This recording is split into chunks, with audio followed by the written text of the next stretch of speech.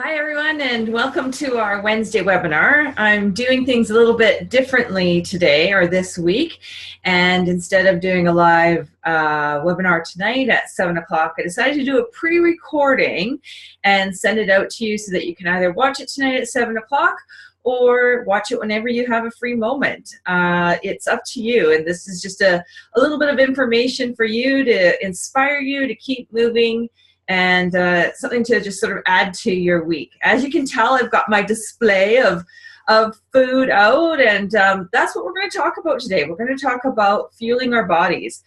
And as we have experienced over the last 8 weeks, and we're in week 9 now of Soul Sisters, so congratulations to everyone, is that another piece that we have to also look at and be really aware of is how are we fueling our bodies? Our bodies are working really hard right now. They're doing a lot of work. They may be using lots of different muscles that they don't normally, your body doesn't normally use, and is starting to maybe go further than you've ever gone before, which is really exciting. But we also have to make sure that our body is getting exactly what it needs so that we can keep moving. Now, I'm going to just let you guys know right now that I am definitely not a nutritionist expert by any means. But I've been around, I've been running for a number of years, and I've had to really experiment. This has been a total science for me in terms of trying to find out what works for my body and what doesn't work for my body to keep it fueled. I also want to apologize for the lighting. Sorry, it is a little bit bright. I know that's not proper video lighting, but I just wanted to make sure I got this in and done, and didn't have a lot of time to sort of pick a different location to have the webinar going. So anyways, let's get going. So fueling our body is important. We need to fuel our body before we do any kind of movement, whether we're going for a walk, a run, a swim, a bike, whatever it is we're doing. We need to have enough energy stored in our body so that when our body starts to get a little bit tired, that we actually, our body will sort of go to those reserves, let's say, and go, oh, there's some fuel here, we're going to use that. And that's what's, that is what is, I have found over the years, that has been the real trick for me, is finding what works and what doesn't work when it comes to going for runs. So for example, you've probably heard lots about, making sure you have had enough carbohydrates prior to getting out and going for a walk or a run or a big event that you're doing. And so, but it's also understanding what carbohydrates actually work for you. So for some people, and I've tried this, a little bit of oatmeal in the morning before you go for a run. And again, this is the other thing, is that depending on what time of the day you run, will really also depend on what you fuel your body with. So if I'm going for an 8 o'clock run or a 9 o'clock run, I will make myself some oatmeal, and but I won't be able to have too much oatmeal, and I'll have that, and that will actually fuel me for it would fuel me for about an hour and a half. Like that would be the maximum that it would fuel me. But however, I say that I also have to wake up at 6 o'clock in the morning and have my oatmeal so that I'm ready to go for my 8 o'clock run. So, we can talk about a whole bunch of things in terms of the real science of food, yet I believe, and I think this is something that we all have to figure out on our own, is what's going to work for my body, it may not work for your body. The time that I have to give my body to process things, to absorb the nutrients, may not be the same as your body. And I think that is where now we're at 9 weeks of a running program. You're coming up to some events that you are maybe wanting to participate in, like the Michael Dennehy run, the the Sky Melt 5K, and of course the TC 10K. And now is the time to really start experimenting as what works for you and what doesn't work for you. And we're going to talk about race day prep in another webinar. But what you don't want to do is you really don't want to get to race day and try something new. So this is why I like talking about what fuels our body early on, so that you can start to actually try and see what works for you. I find for myself that I have to have a carbohydrate before I run, for sure, and you can also do that the night before. But I also need a tiny little protein, which is why I've got my peanut butter. Oh, you probably can't see it, but I've got my peanut butter and I've got almond butter. And so sometimes what I'll do is, and I think a common one that people recommend is a bagel and peanut butter before you head out. And for me, I need a little bit of that protein as well as the carbohydrate. The market, as many of you know, is saturated with some of these fueling products to use during any kind of activity.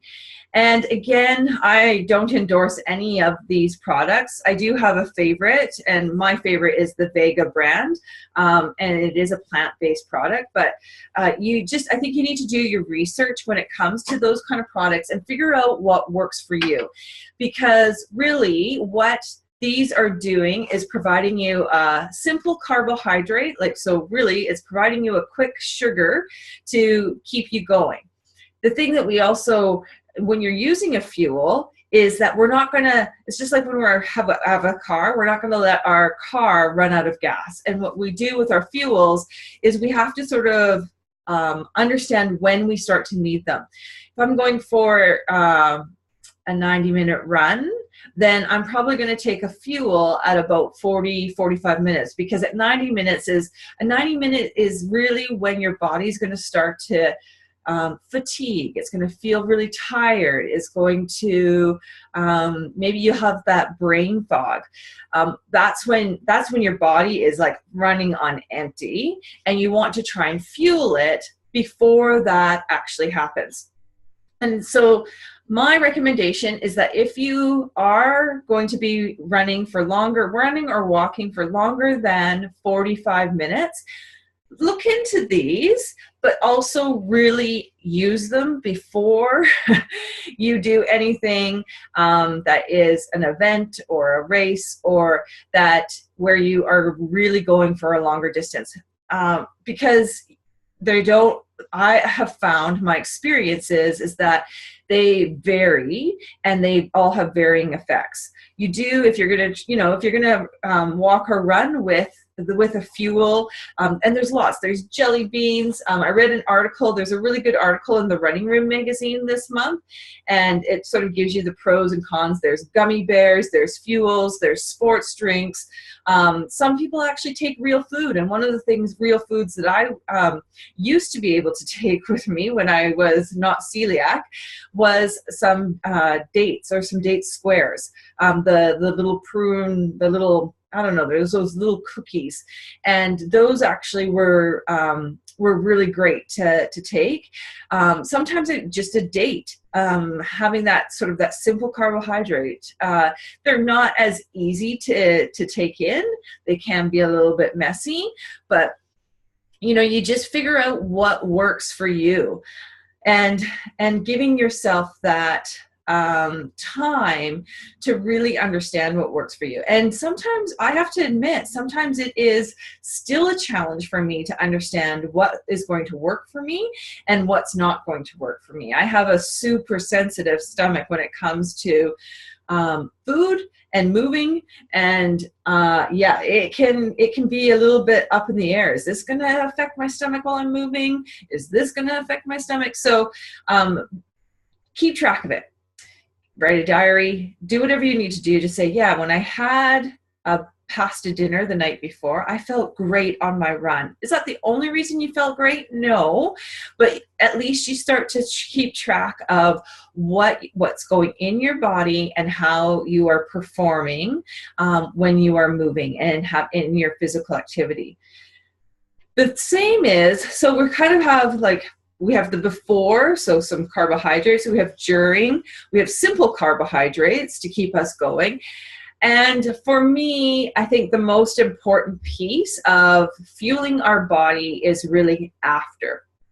And after we do any kind of activity, what are we putting back into our body? I know a couple of webinars ago, we were talking about sometimes like when we move, whether we walk, we run, we swim, we bike, although we are relieving other stresses in our life by being physically active, our body actually does go through a stressful time, making our bodies move in that way, which sounds a little bit counter, like sort of productive there, but it is. The muscles are being used or stretched. Lots of things are happening in our body at that time. So what we have to do is we have to make sure that we take care of it after, and so that our body can like then start to repair, become less stressed, to take us, and so that we can continue to move the next day and the next day and the next day. We don't actually put that fuel back into our body's working really, really hard then to repair the stress that happened during any kind of activity. And it's good stress, but it is stress that is happening to our bodies. So I find that it's those, what do we find at the end of an event? And they give us the chocolate milks, there's bananas, there's cookies. So we're trying to put a little bit of those quick sugars back into our bodies.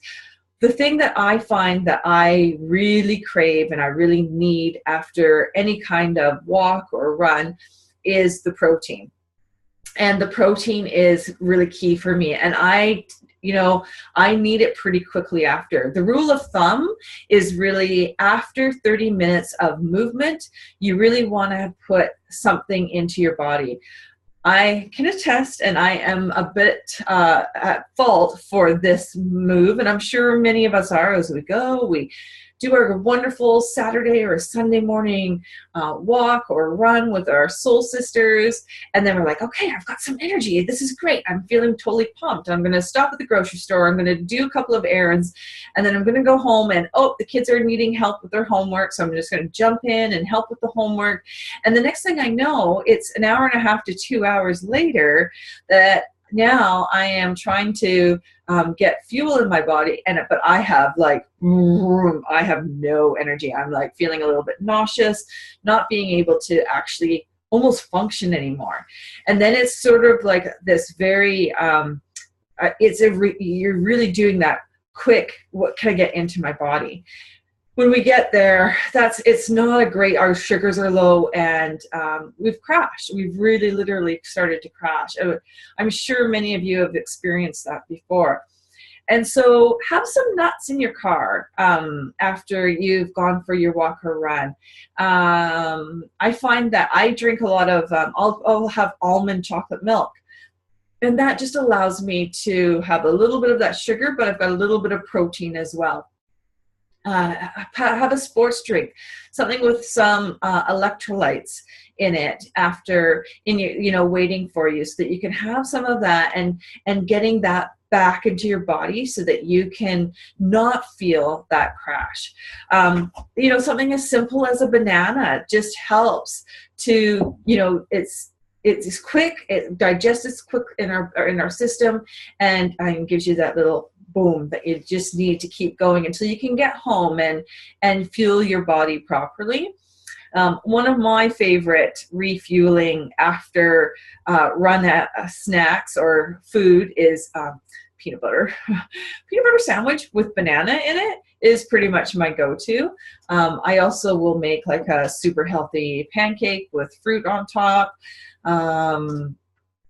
eggs, omelets, anything like that afterwards. I find it just gives me what I need to repair.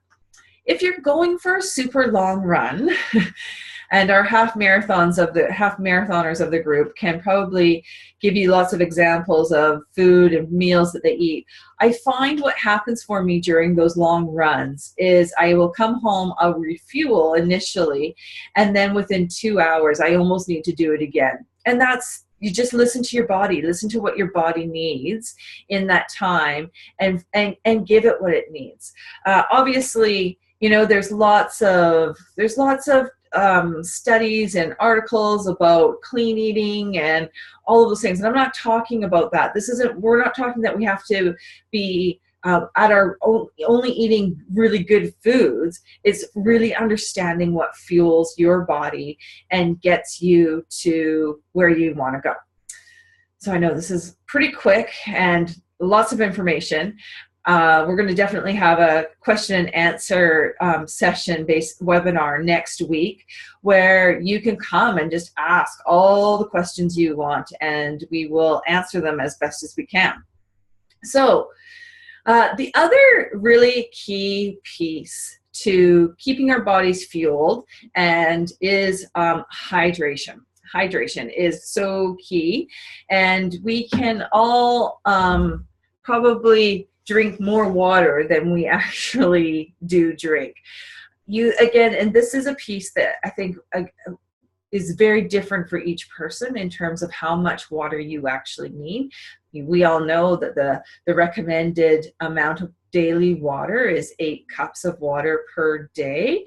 And when we are exercising and moving our bodies, then that obviously does increase. Depending on how long you're actually moving for will depend whether you need water during that activity. Little sips throughout any kind of activity is better than gulping water down. And the big piece, I think, is the hydration after, what you're putting in, how much water and how you're hydrating after. And when we look at the before, again, everybody's going to be different. I can't on a Tuesday leading into Soul Sisters. I drink water throughout the day, and then by 3 o'clock, I really usually stop drinking my water, because otherwise I am having to stop and go somewhere. And so I just know that that's what I need. I don't often drink a ton of water before I go. If I'm going out for a run early morning, I usually don't have all that much, but then I'll drink and recover that afterwards throughout the day. It is such a big piece. We all need it. It helps our body. It refuels our body. And we're putting back in, actually, what is coming out. And it is amazing how much sweat actually does come out of our bodies, even though we don't always feel it, or it doesn't always feel like we've been super sweaty. There is a lot coming out, and we need to put that back in. And to help us with our hydration this week is Brenda Newton has this fantastic sale going on with Tupperware. And of course, it's helping our cub as well. So this is one of the water bottles that is on sale this week. It is the medium, 750 millimeters. It comes with 1 yellow, 1 pink, and 1 electric blue. You get a set of 3 for $20. So that is pretty amazing. I'm just going to grab my basket here.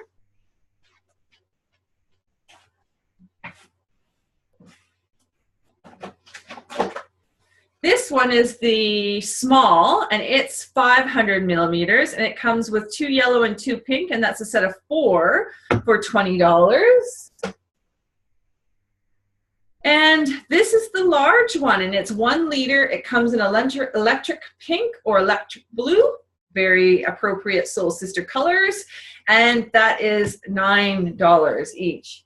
And just in case you're a little bit thirsty and really going to commit to the hydration process, here's a 2-liter bottle, and this is the extra large, and it comes in electric orange, and it is $15 with a $35 purchase, or $22 without that $35 purchase. And it's just so great because $5, if you buy this set, $5 every set you buy, $5 goes to our cub, which is so awesome. When you buy this one, $5 goes to the cub. And when you buy this one, $2.25 goes to the cub. And if you buy this big 2-liter, $3.75 goes towards our cub. So thank you, Brenda, for offering that amazing deal with Tupperware. And if you would like to order a water bottle, please contact Brenda Newton. She is in the Facebook group. If you need her contact information, please let me know, and I will make sure that your order gets in, as it does need to be in by Friday, March 24th. Okay, phew. I think my brain's going to mush because it's spring break. Anyways, we can go on. I could go on and on and on about food and fueling our bodies. I think the message that I really want you to take away today is pay attention. Listen to what your body needs, fuel your body appropriately, and understand what really works and what doesn't work for your body, because there is so much information out there that it can kind of make your brain go, whoa, and you need to understand what makes it work for you. So I hope some of these tips have been helpful for you. I am so glad that you joined us. Happy Wednesday, everybody. We'll see you at Soul Sisters sometime soon.